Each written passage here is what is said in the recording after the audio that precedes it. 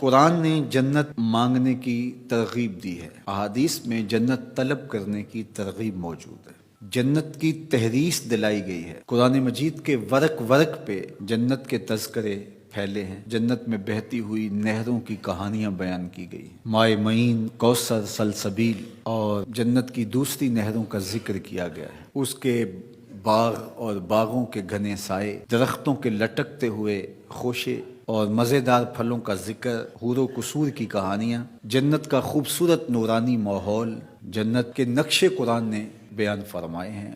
ورق ورق پہ جنت کی کہانیاں بیان فرمائی گئی ہیں۔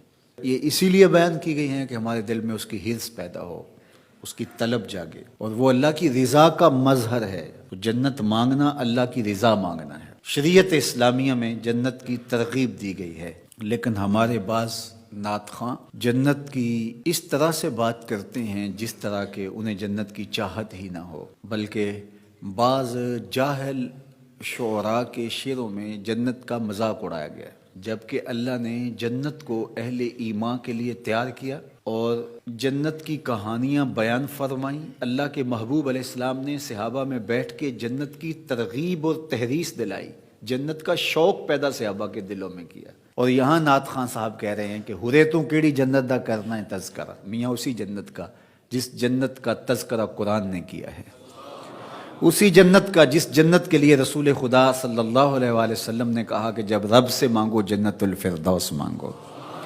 اسی جنت کا ذکر کر رہے ہیں میاں جس کے لیے حضور ہاتھ پھیلا کے اللہ سے جنت کی طلب کرتے تھے، اسی جنت کے لیے جس جنت کی صحابہ کو حضور نے بشارت دی ہے، ابو بکر فی الجنہ، عمر فی الجنہ، عثمان فی الجنہ، علی فی الجنہ، طلحہ فی الجنہ، زبیر فی الجنہ، عشرہ مبشرہ کو بشارتیں دی ہیں، اسی جنت کا ذکر کر رہے ہیں، اسی جنت کا شوق سینوں کے اندر پالے ہوئے ہیں۔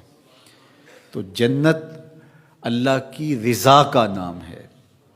تو حسنات دنیا جب طلب کی جاتی ہیں تو دنیا کی نعمتیں ہیں، اور جب حسنات آخرت طلب کی جاتی ہے تو اس میں سے نمایاں چیز جنت ہے، اور جنت اہل ایمان کا ٹھکانہ ہے، اور اتنی عالی مرتبت جگہ ہے، نہ کسی آنکھ نے ایسی جگہ دیکھی، نہ کسی خیال نے ایسا کوئی نقشہ سوچا، نہ تصور میں کوئی منظر لایا جا سکتا ہے جو اللہ جنت میں نصیب فرمائے گا۔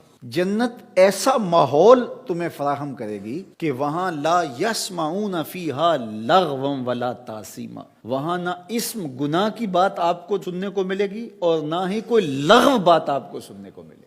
اللہ اکبر! وہ چیزیں جو آپ سننا چاہیں گے آپ کے کانوں تک وہی چیزیں پہنچیں گی۔ تو کیسا منظر ہوگا کہ آپ کی طبیعت پر جو شاک بنے، آپ کی طبع نازک پر جو گراں ہو، وہ چیز آپ کو سننے کو بھی نہیں ملے گی۔ موت ختم ہو گئی، موت کو بھی موت آ گئی، اب ابدی زندگی ہے، اور جنتی خوش ہو جائیں گے۔ اللہ تعالیٰ انہیں فرمائے گا کہ جنتیوں راضی ہو، وہ کہیں گے ما لنا لا نرضی، ہم کیوں راضی نہیں ہوں گے، ہمیں تو وہ ملا جس کا ہم تصور بھی نہیں کر سکتے تھے۔ اللہ فرمائے گا میں تجھے کچھ اور دینے لگا ہوں جس سے تم بالکل راضی ہو جاؤ گے۔